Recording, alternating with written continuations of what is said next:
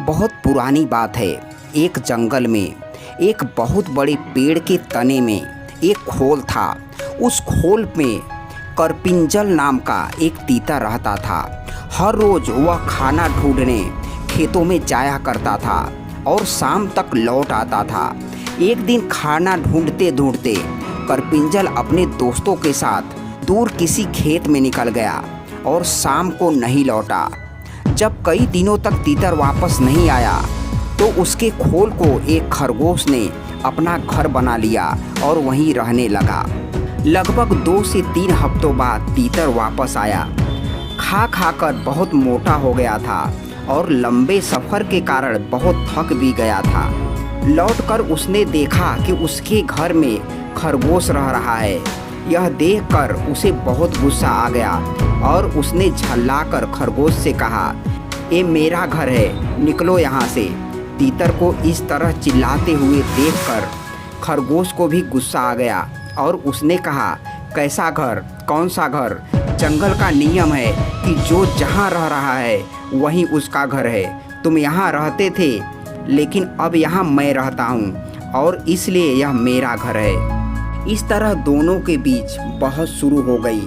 तीतर बार बार खरगोश को घर से निकलने के लिए कह रहा था और खरगोश अपनी जगह से टस से मस नहीं हो रहा था।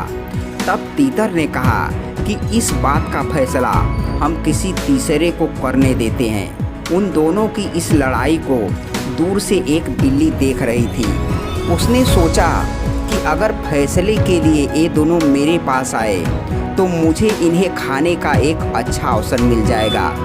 यह सोचकर वह पेड़ के नीचे ध्यान मुद्रा में बैठ गई और जोर जोर से ज्ञान की बातें करने लगी। उसकी बातों को सुनकर तीतर और खरगोश ने बोला कि यह कोई ज्ञानी लगती है और हमें फैसले के लिए इसके ही पास जाना चाहिए। उन दोनों ने दूर से बिल्ली से कहा, बिल्ली मौसी, तुम समझदार लगती हो, हमारी मदद करो और जो भी दोषी होगा उसे तुम खा लेना। उसकी बात सुनकर बिल्ली ने कहा, अब मैंने हिंसा का रास्ता छोड़ दिया है लेकिन मैं तुम्हारी मदद जरूर करूंगी। समस्या यह है कि अब मैं बूढ़ी हो गई हूँ और इतने दूर से मुझे कुछ सुनाई नहीं दे रहा। क्या तुम दोनों मेरे पास आ सकते हो? उन दोनों ने बिल्ली की बात पर भरोसा कर लिया और उसके पास चले गए।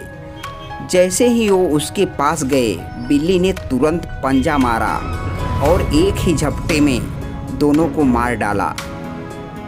इस कहानी से हमें यह सीख मिलती है कि हमें झगड़ा नहीं करना चाहिए और अगर झगड़ा हो भी जाए तो किसी तीसरे को बीच में नहीं आने देना चाहिए। आपस में मिलजुल कर समझ लेना चाहिए।